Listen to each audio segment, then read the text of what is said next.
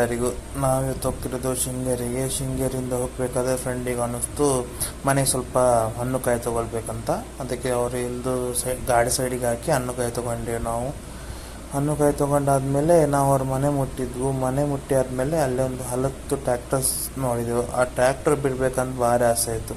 ಅದಕ್ಕೋಸ್ಕರ ಒಂದು ರನ್ ಹೊಡ್ಕೊಂಡು ಬರುವ ಅಂತ ಎಣಿಸ್ಕೊಂಡು ಆ ಟ್ರ್ಯಾಕ್ಟರ್ ಬಿಟ್ಟಾದ್ಮೇಲೆ ಫ್ರೆಂಡ್ ಹೇಳ್ತೀನಿ ಎಂತ ಬಿಡ್ತಿ ಮಾರೆ, ನಿಂಗೆ ಬಾ ನಿಂತು ಟ್ರ್ಯಾಕ್ಟರ್ ಹೇಗೆ ಬಿಟ್ಟು ತೋರಿಸ್ತೇನೆ ಅಂತ ಹೇಳಿದ ಕೂಡಲೇ ಅವನೊಟ್ಟಿಗೆ ಹೋದ ಕೂಡಲೇ ಸೈಡಲ್ಲಿ ನೋಡಿದ ಕೂಡಲೇ ಅಲ್ಲಿ ಅಡಿಕೆ ತೋಟಗಳು, ಕಾಫಿ ತೋಟಗಳು ತುಂಬ ಇದ್ವು.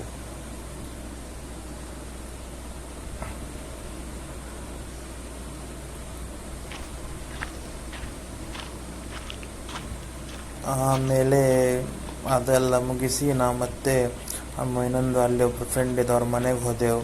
ಅವ್ರ ಮನೆಗೆ ಹೋಗುವಾಗ ತೆಂಗಿನಕಾಯಿ ತೋಟಗಳು ಪ್ಲಸ್ ಅಡಿಕೆ ತೋಟಗಳು, ದನದ ಹಟ್ಟಿ ಅವ್ರ ಮನೇಲಿ ಎಲ್ಲ ಇತ್ತು. ಮತ್ತು ಅವರ ಅಪ್ಪ ಬಂದರು. ಅಪ್ಪ ನಮ್ಮನ್ನು ಸ್ವಾಗತ ಮಾಡಿದರು. ಬನ್ನಿ ಅಂಥೇಳಿ ಮತ್ತು ಅವ್ರ ಮನೇಲಿ ಸ್ವಲ್ಪ ಹೊತ್ತು ಕೂತು ಆಮೇಲೆ ನಾವು ಮದುವೆಗಂತೂ ಹೊರಟಿವಿ. ಮದುವೆ ಹೋಗುವ ರೋಡು ಚೆಂದಾಗಿತ್ತು. ಅಕ್ಕಪಕ್ಕ ನೋಡುವಾಗ ಫುಲ್ ಕಾಡು. ಇಲ್ಲಿ ನೋಡಿದ್ರು ಕಾಡು, ಆಚೆ ನೋಡಿದ್ರೆ ಕಾಡು. ಒಳ್ಳೆ ಕಾಡು ಮಧ್ಯದಲ್ಲಿ ನಮ್ಮ ಗಾಡಿ ಸಾಕ್ತಾ ಇತ್ತು.